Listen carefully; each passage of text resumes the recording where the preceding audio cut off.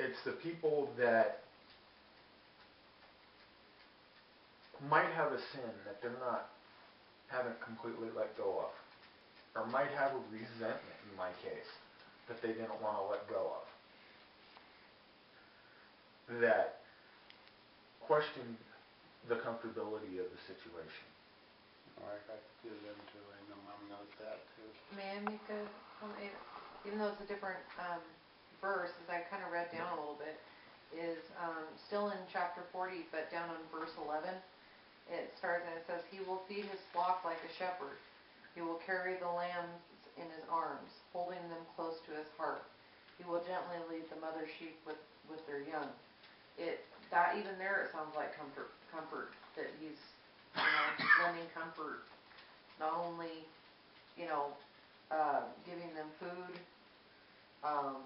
carrying them close to his heart and gently leading them. It all sounds comfortable to me. Yeah.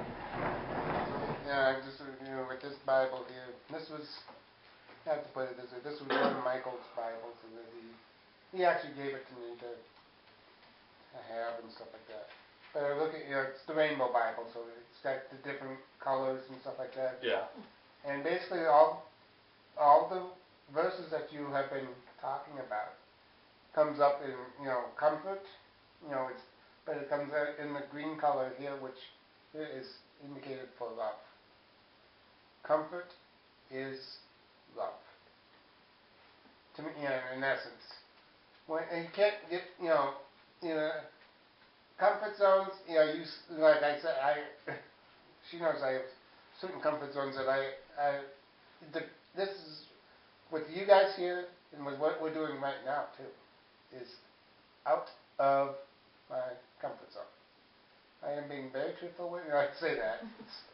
It's okay, But I'm just saying, but what they have here, love and comfort, to me go hand in hand. And basically, they use the term comfort zone.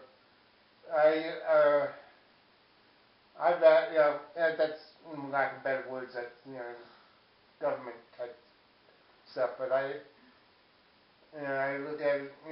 My comfort zones are certain things. It's just things I want. My set patterns. I have to change patterns type thing. Instead of, if I have to move that pattern to stretch it out, I'm stretching out the comfort zone. So it's one of the, to me, that's where I'm. And Dad, I got to be honest with you. Since day one, it's been very apparent that you don't. I mean, I think the first time I met you, you said when the word change was brought up, you went yuck. Yep.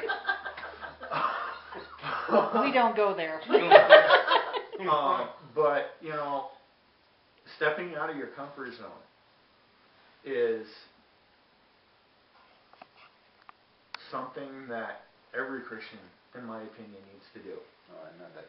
I'm not saying I don't know that. I do know that. And in my opinion, Dad's done a very good job of it. Yeah. Especially all the changes we've done here.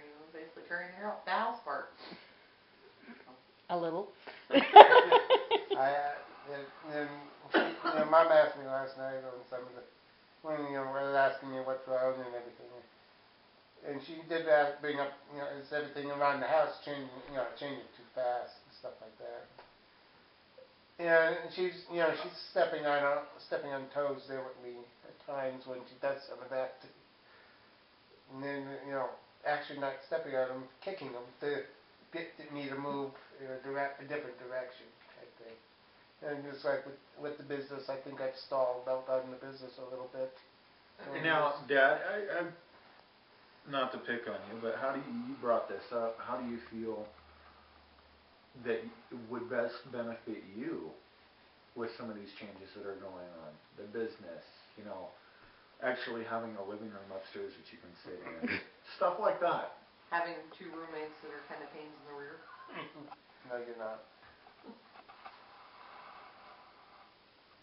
How could this best benefit you? Like I said, it's pulling me out. It's more out. You word use it every so often, but I haven't used it lately. It's pulling me out of my sedentary life. Your what? My sedentary life.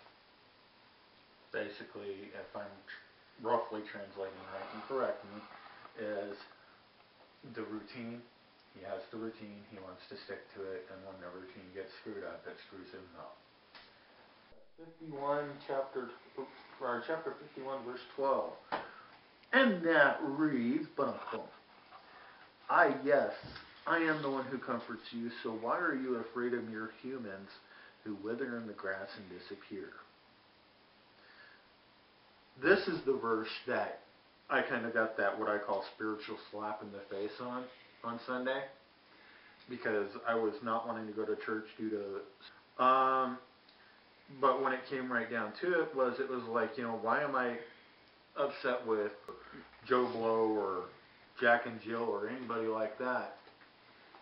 Take me out of the church when I don't have another church on standby to go to. And I couldn't answer that. Does anybody else have? Could you reread it? Yes, I am the one who comforts you, so why are you afraid of mere humans who wither in the grass and disappear? Does anybody mind if I? Go ahead. Okay. Is why, like, for example, why should we be afraid to be in our own home alone when the Lord's got us? That's what that sounds like to me. Right. Ma? The way I see it is, we want to have certain things in our lives that are comfortable and stuff like that, and people come in and they interrupt our whatever's in our life. And, like this Bible verse says is, why am I worried about what you think? God knows what's in my heart. God supplies everything I need. So why do I need your approval to do what God wants me to do? And just because the way I worship God is different than the way you worship God, how am I wrong? Does that make sense? Yeah, and I have to agree with you. Dad?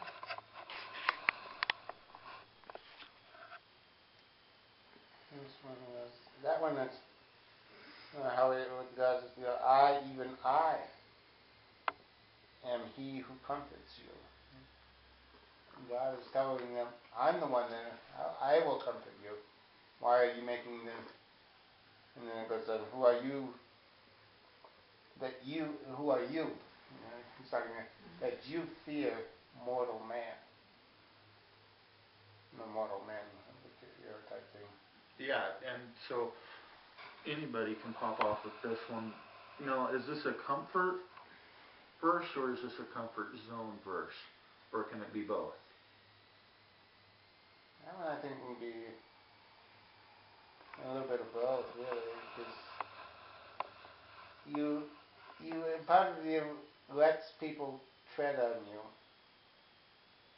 type thing, and God is saying, why are you letting them tread on you? And okay, doing that. Okay, I'm used to that.